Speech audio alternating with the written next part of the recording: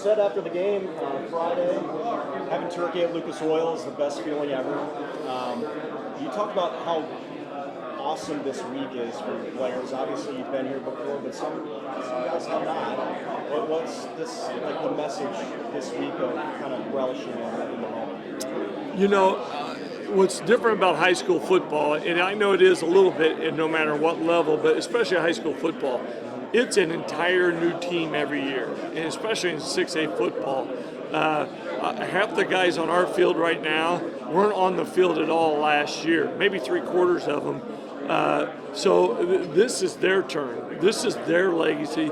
It's their opportunity. So I think they're as equally as excited as last year's team to be here. When you talk about like excitement versus pressure, the sense of like you guys are going for the repeat, is that something I feel like maybe you've seen in the guys, or not as much? Like I guess like is there a balance of pressure on this one? I don't think so.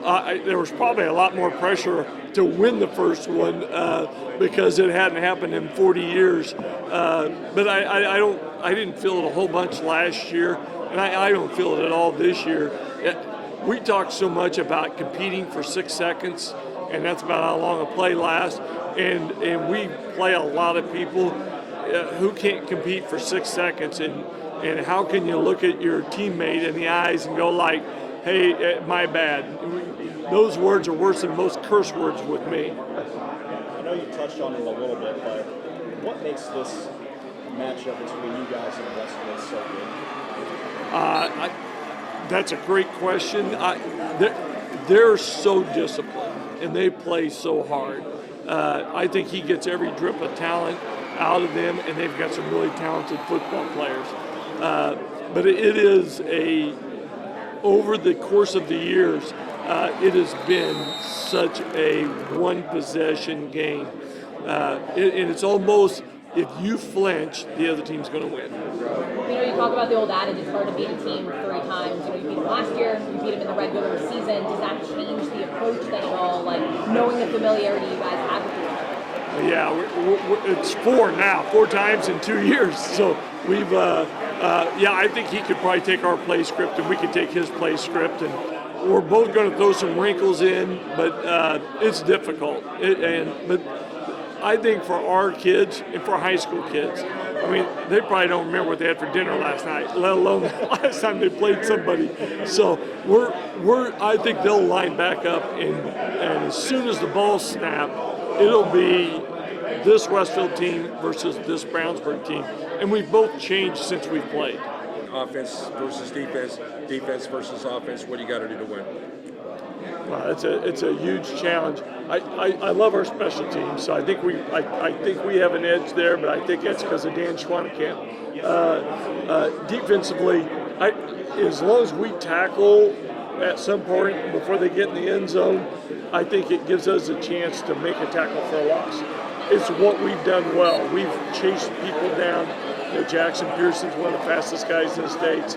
He's probably saved 10 touchdowns by just pursuit. So I think preventing not the big play, but the big touchdown, and we got to tackle the quarterback. Josh, I mean, let's rewind a little bit. Let's go back to Saturday. Obviously, the battles of adversity early on, you know, that sort of thing. What did it mean to have your guys just kind of pull it out there and pull away at the end? Yeah, I think I'm just so proud of this team. You know, I think it's a hard path to get here, right? And I think these guys have shown a ton of resilience throughout the year. And you never take it for granted, you know, especially just, you know, going on the road against a really good team in a semi-state. And, you know, you fight some elements. And, you know, just again, a lot of gratitude for being in the moment. And also, like, I mean, this is year 2 for you. You know nothing else, I guess, as a head coach other than to be here. What was kind of the journey like this year in trying to get back to this position? I think just extremely grateful to our staff. You know, our staff, it's hard to pull back-to-back years. You know, you look at some people maybe here for their first time, and you just don't want to take the moment for granted. You know, certainly, I would say that, you know, it is kind of a surreal feeling when you're back-to-back years here starting, you know, things out, being able to be at Lucas Oil. But it's just a credit to, you know, Jake and just the staff that's been there for a long time, and just want to shout him out again for the mentorship and the foundation that he had. I think that shows his legacy, his leadership, that he built a program that can hopefully continue to sustain success. And I know he's excited for us too. So this is going to be a rematch, not only of last year's state championship, but also an earlier regular season meeting. How does that impact the approach then going into this game? Yeah, we have a ton of respect for Coach Hart and the Brownsburg staff and players, and elite program in the HCC, and two teams that are very familiar with one another. Obviously we've been just a possession short here the last couple times, so we're working hard to get in that position again, and hopefully come out on top this time around. Is there a sense then also, like when you talk to the players and having to talk about like that emotion of not letting almost the hunger for revenge, I guess, overweigh, being able to stay calm and stay in the moment? Yeah, I think great question. I think this team has been very mature. They've taken everything week by week, and I think this week hopefully will be no different. Being on this stage, certainly there's different things that come with it, but we'll still have to execute at a high level, and I think our guys are looking forward to just seeing, have we improved, since that Week 6 matchup. And then also just defensively, other than your two losses, you're only giving 11 points to the game. What do you think has been key on that side of the ball? Yeah, Coach Sosinski and the defensive staff, they do a phenomenal job. It's probably not easy when the head coach has kind of a defensive background, so I'm probably always on their case, for sure. But I think that the players, it starts up front. We got an excellent D-line and some great senior oriented leadership there, and great linebacker play to just kind of get it all meshing together, and probably one of the more talented secondaries that we've had. So that side of the ball just seems like we're clicking at the right time, and even in the playoffs there, we always say defense travels, so those guys have certainly bailed us out a time or two. And lastly, just I guess kind of a broad question, what needs to be done this weekend to be on the right side of the scoreboard, and what would it mean to the program and the community to get the job done? Sure. We talk a lot about champions for championships, so I think what you've built over 365 really comes into play. Certainly you're going to prepare this week, and that's no different, week in and week out, but we're hoping that, just our outwork, out-love culture that we've instilled in these guys, even some of them from the youth league on up, that everybody plays an important role. We're just trying to get that 1% improvement, and just thankful for our managers, our trainers, support staff, and just the community in general, the support. We wouldn't be here without so many different people. I just shout out to our coaches' families. They put a lot of time and effort, and we have a great staff and a lot of young ones at home too. And I know my wife, it's our ministry, not just me doing this thing. So just appreciative of all the people that, I think are working hard to give us our best chance, come Saturday. When you have the amount of success that you've had over the years, sometimes you think it can be easy to be complacent because of the success that you've had. How do you keep pushing to not be complacent so these guys continue to have that mentality of kill, win championships? I think the big thing is myself. It's got to start with me. If I get complacent as a coach, hey, this is the way we've always done it, we're just going to keep doing this way because it's been working. I don't behave that way. My assistants, same way, they push really hard. We're always looking for ways to do things better if they're out there, challenge the status quo. But, even like this offseason, we come off of a 4A championship, we're having to go move up to 5A. That presents its own challenges, period, because you're playing bigger teams with a lot more resources, a lot more players. They're going to have a lot more talent usually, and that's hard. So now what do you do? Do you sit there and say, well, we won 4A, we got our whole team coming back pretty much, we'll be okay. Do what we've always done. That's just not how we operate. We changed how we lifted this year. We changed the way that we conditioned. We changed the way that we practiced, and it's worked for us. I think that philosophy of when you feel like you've arrived and you're good and okay, we just stay the course now, that's stagnation, and that's a problem. So, we push our guys really hard. Our practice intensity and practice habits are really good because that's what we demand, and we don't let those things slack and fall apart. But again, it takes the staff and the boys buying into that too. If you've got a group of kids who are like, oh, coach, come on, we're good, like we're better than this team we're going to play in week 5, we got this, we're fine, or we're better than this team we play in week 8, we're fine, like we don't. then you lose. You get beat.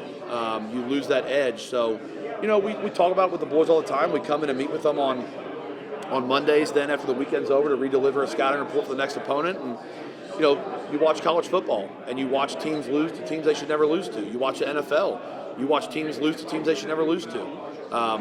Even at the highest level of this sport, when you don't prepare with that edge of our responsibility is to go out and perform at our absolute best, you lose football games you shouldn't lose, and that's embarrassing. And I'd like to think we've avoided that because of our kids buying into the fact that we have a job to do that week. Here's the mission. Go out, prepare, succeed, finish the mission, and then push the reset button, and we're going to do it again. So they do a great job. With Maryville, they've been, I don't know the exact number, they've been here so many times, but have not been able to just get over that final hurdle. When you prepare your guys for a team that is probably extremely hungry to get over that hurdle, what's like the preparation like going in taking on a team like that? I mean, the big thing is, yourselves, but the big thing is, look, everybody wants to win. I mean, it's not like, if we would have lost last week, Bloomington South would be absolutely fired up to be here. East Central, Cathedral, Plainfield, anyone that we've beaten so far, you're going to take their best shot because everyone's season's on the line, and it's been the hard part about the playoffs is we've played 4 ranked teams in a row, and this will be the 5th one. Look, everyone's going to give you their best, and every kid is going to play their best, and every kid is going to go beyond the point of exhaustion to try to win, because if they don't, their season's over, and for some of them, it's their career is over. So, we just got to play and be ourselves and not worry about the rest of that stuff. I mean, we've taken on some good teams that gave us their absolute best shot. We've been playing good football as well. It's another football game where 2 teams are going to give their absolute best because this is it. Any extra emotion or anything like that, I don't really buy into those things. You're taking their best shot because it's either state champion or nothing at this point. what did that mean to just have your guys pull through like that, get the job done, Sure. and continue to play past Thanksgiving? Yeah, it's a testament to the group of seniors that we have and their leadership. They've done a great job, really. When they got together and we started this deal in January in the weight room prepping for what this season was going to be, they were locked in, and it was to compete for championships and to go win. We knew if we play our best football, we're going to have an opportunity to do that. So again, proud of them on Friday night for fighting. And again, it was just a great example of Roncalli football. Had a lot of alumni there supporting the guys as well as the young kids there. So we got to see kind of the full circle of Roncalli football. And the guys were able to, again, play 48 minutes of Roncalli football and take care of business. How have you seen the confidence level of your guys? Sure. I want to say it probably started when you avenged your loss to Sure. Qatar earlier. Mm-hmm. How is the confidence of the team, if you've noticed anything, built up over? Sure. They're definitely playing with a lot more confidence, but a lot of that is because, again, in preparation. Obviously winning builds confidence, but what you don't see is the amount of time and effort they put in to get there. Fortunately for us, when we start the season, funny enough against Dwanger, but we play some really good football teams. So we learn a lot of hard lessons early as far as, what we do well, but more importantly, all right, these are the things that we need to continue to improve. And our guys have done a great job. They've been present, understanding, it's about us as a team, doing the things that we need to do to be the best team that we can be. So each week, we'll play a football game, identify exactly what we need to improve, get it done during practice, and watch it translate on Friday. And I think right now you're seeing, that momentum or that confidence as a result of those guys being locked in and taking advantage of their opportunities in practice so that it presents itself on Fridays. Yep. Going off of that, you guys started the season 4-3. What did need to change to kind of have this hot? Yeah, we just needed reps. Really, we watched some things on film where it's a slight missed opportunity here. Things that we can improve on. But again, when you play good teams, it only takes a handful of missed opportunities or whatever it may be to give the other team the advantage. So once you learn that, you've got some guys playing, their first season of football. They really start to learn those lessons and understand the significance. The margin for error is virtually none at this point. So when you prepare it that way, Fridays take on a whole new meaning as far as your preparation. So, from that, that 4-3 period, just understanding we got to lock in and eliminate mistakes. They've wore that with the badge of honor. Is, hey, you know what? The way that we practice is going to dictate that so that when we get to Fridays, we're prepared offense, defense, special teams, and we know exactly the way that we need to play together to take care of business. Talking about small margin of error, Winter's only giving Sure. up 8 points Yep. per game on average through this 18 win streak that they're Yep. on. What's it going to take offensively to Yep. break through that kind of? They're a very good defense. They play fast. They play physical. And really, we look at week one, things that we learned from them first game, and we're able to carry those forward for the next 14 weeks. It's going to be a battle. Both teams are better, no doubt.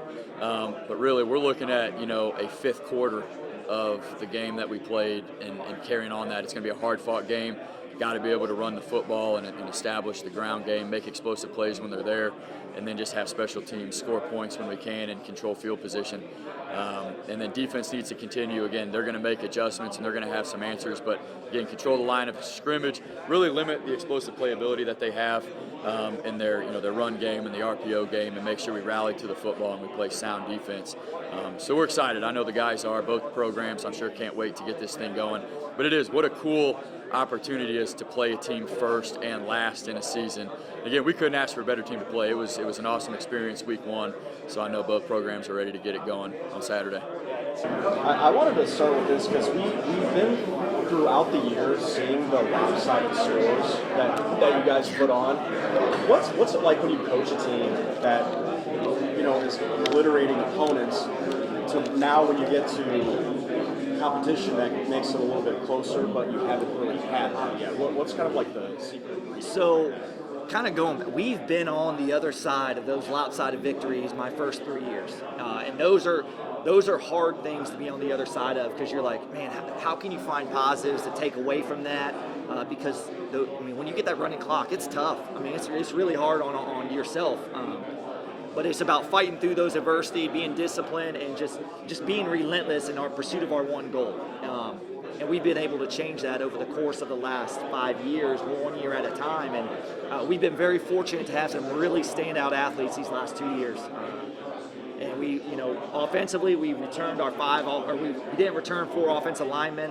And so we had to put in new kids there, but we had skill positions that we knew that could be successful. And, again, it's going back to playing fast, physical, and just efficient offense. And, being on the other side of that is huge, and we don't ever, we're not, some of the scores are really lopsided, and do I feel bad about them? Absolutely, but I still want us to play our game and be able to get our kids minutes.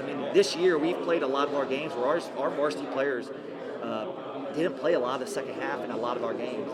In the last probably 5 weeks at the end of the regular season, they missed out on the second half because we're like, man, we're up by a lot, but we also want to make sure we're healthy for the playoff time. And so, it's a fine line there. But we were able to get a lot of our younger kids some minutes, and we're fortunate to be here. And the last 2 games have been some tough games, tough opponents. And I think going back to those big wins, it was at the end of the day, our kids are fresh. And so we're able to sustain those big games that, hey, we need to play 201 plays like last week against Gibson Southern. And so our kids were able to just, again, be fresh during those times. They weren't banged up, and I think that helps along the way. And you talk about so obviously the dominant run attack is there. When we shift to lures, when you look at maybe the film that they had last week against one of the most prolific running backs in high school history, shutting him down. Yeah. What's it like preparing for a team? It's going to be a battle, and we know it. The size, the speed advantage. I think I read on their depth chart they got a 315-pound nose tackle, number 99. He was dominant last week against Knox. And so we're going to have to really prepare. I think the tempo will allow us to play a little bit free and hopefully slow down that aggressiveness from them. But we just got to play our game and not let them dictate what we want to do, especially from an offensive perspective. And then again, we talk a lot about offense, but I don't want to take away from anything from our defense. And I don't know if you guys are going to ask a question on that, but from the start of this playoffs, yes, from the start, I didn't want to take away from it. From the start of this playoff run, I told our defense and our Coach Edwards, our defense coordinator, they're going to take us through the playoffs. And we needed them to step up big and make plays and create turnovers, and they have been phenomenal at that. Like you said, 37 takeaways, 4 last week. That really gave us points off for turnovers. I think we scored off of all 4. It's just they have been great this offseason. developing the philosophy and then putting it to use this year, it's been huge for us. Huge advantage. So how do you